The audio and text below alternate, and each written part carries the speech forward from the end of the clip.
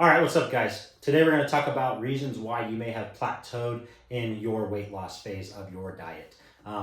Again, plateaus are inevitable. These things are going to pop up, and we're really going to talk about that in the last bullet point here. But some other reasons and some other factors that contribute to plateaus are things like stress, things that we really can't manage or have control over, whether that comes from our job, just in our household, with friends, family, outside life events. There's a lot of things that can cause a stress, a lot of things that can kind of just get in the way of our routine or our day-to-day life, that kind of throw us off. Or simply just a roadblock that we have to overcome. And again, we all deal with these kinds of things, but sometimes these things can compile. They can have a snowball effect, and become a lot worse if we have a tough time managing them, or if there's just a lot coming down on us at once. And so when we are typically in a weight loss phase, and we're dealing with a lot of stress, especially external stress, this can definitely have an impact on the way that our body is processing calories and all the nutrients that we are putting in it. Same with things like an injury or an illness. This kind of also goes with stress, because that is, in a sense, it is stressing the body. It is just an internal stress. But when we go through these things, our bodies want to hold on to the calories and the nutrients that we're putting into it, because it's just unsure of what we're going to have to deal with, right? Again, we stem from a caveman style, that's where our brains were developed, was to fend off a saber-toothed tiger, to go hunt and kill to get our food, to feed our family and our village. That is where we stem from as human beings. That's how our brains are naturally wired. We're really not meant for all of this technology and the overload of information, and the easily accessible nature of information on the internet, the accessibility to talk to people, and read and intake news and information. We're really not designed for a lot of that. So when you think about it like that, and just where we stem from millions of years ago, to how we're affected and overloaded with a lot of stress, whether that's external or internal, this is definitely going to have an impact on our weight loss plan. Some other things like lack of sleep. Yes, we all have a bad night of sleep every now and then, but if you are undersleeping, or you are just continuously stacking up really poor nights of sleep, your sleep quality is not great. These are things that you definitely need to get a handle on, adjustments that you can make. I've made videos on, and there's plenty of information out there on how to do so. But if you are not getting adequate quality sleep on a weekly basis, that is definitely going to compound and have a very negative effect in the long run, in the short and long run, not just on your weight loss process, but your health in general. And so sleep is a very big deal, again, whether we're in a growth phase or a weight loss phase.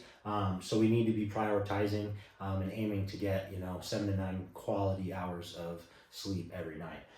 Again, we all have bad nights of sleep, but that's definitely going to have a negative effect on your body composition and your weight loss if you're just not sleeping.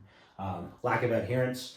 Again, this just goes without saying. A lot of people want to be told that, for slipping off their plan or eating what they want to eat, even though they're trying to lose weight. They want to be coddled, or they want to be told that it's okay. And that's totally fine, but you just need to have an understanding that you're not going to get where you want to go if you're continuously deviating from your plan. And the other thing is, like, even if you are eating what you want to eat, you're just like, man, I want more rice. I want more pasta. I want more potatoes. I want more of this. It's going to have its effect sooner than later. The results are going to be a lot more noticeable, especially if you're in a weight loss phase and you're consistently eating more calories than what you should be. Again, it's just not adhering to your plan. It's pretty straightforward. If you're given macros on a daily basis for a 7-day period, you're either hitting those macros or you're not. And that's the one thing about dieting that many people just really hate to look at. It's black and white. You either ate what you were supposed to, or you didn't. And so if you're not adhering to your plan, then you're going to have a tough time getting the results that you're really looking for. Now, this last one I said we're really going to dive into a little bit. Your maintenance calories have shifted. And so what does this mean? We've talked about in previous videos how to set your diet up finding your maintenance calories. Your body has a set level of where it likes to be. We've talked about that in the homeostasis video. Your body likes to find this equilibrium, and it likes to stay there. It doesn't want to move. It doesn't want to fluctuate. It does everything it can and fights like hell to stay at this one point. It doesn't like to go up. It doesn't like to go down. And so naturally, that's why we've talked about before, when you're trying to lose weight, initially sometimes your body is fighting off because it feels like you're starting it. It does not want to take the reduction in calories because it likes where it's at. Even if you are a heavier individual, so it's a lot easier to lose a lot of weight initially, but a lot of that is water weight, subcutaneous stuff. And so finding those maintenance calories and making sure that you're under those maintenance calories is going to be paramount. And why, and understanding it is not complex, but your maintenance calories want to constantly shift when you're dieting. It wants to find that equilibrium. It wants to try to hold there.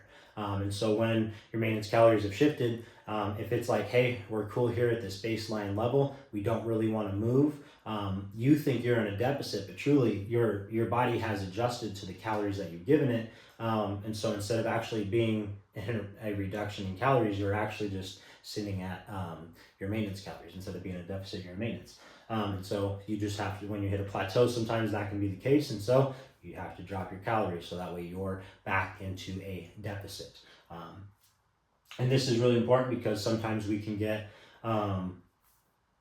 very emotional, very caught up in the process of like, man, we're running a track. Why am I not losing weight? I'm really not stressed out. I don't have any injuries or any illness going on. I'm following my meal plan to a T. I'm managing my stress and I'm sleeping well. What's going on? It really can be that your maintenance calories your body has adjusted to the calories that you're giving it. And it's like, all right, I'm good here. I can figure out how to manage and function off of this and make sure that all our bodily functions are, all the boxes are getting checked.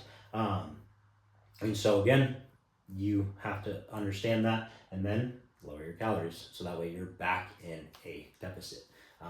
Again, all of these are reasons, and multiple factors can play a role into why you have plateaued or why you are not seeing the weight loss progress that you are after. But this is also why it's important to take a prolonged approach so you can just lose slow amounts of weight over time. Yeah, we all want to lose the 30 pounds in 30 days, but that doesn't exist. It's not real. It's not a thing. And even then, like abs in 6 weeks, abs in whatever, none of that is real. None of it exists. This is a methodical process that you have to adhere to over a long enough period of time and do it the right way when you want real, meaningful, lasting results. And it's tough because it's not what people want to hear. It's hard to sell people like, hey, it's really going to take a very long time to get where you want to go. But at the end of that journey, the journey never ends, let's say that. But when you get to the point where you have to then shift focus from maybe going from a deficit to just holding maintenance for a little bit, to hold that new body weight that you're at. When you get to the end of that road and you have those real results where you're like, man, like this isn't a fluke. This didn't happen by accident. I did the work. I know what I did.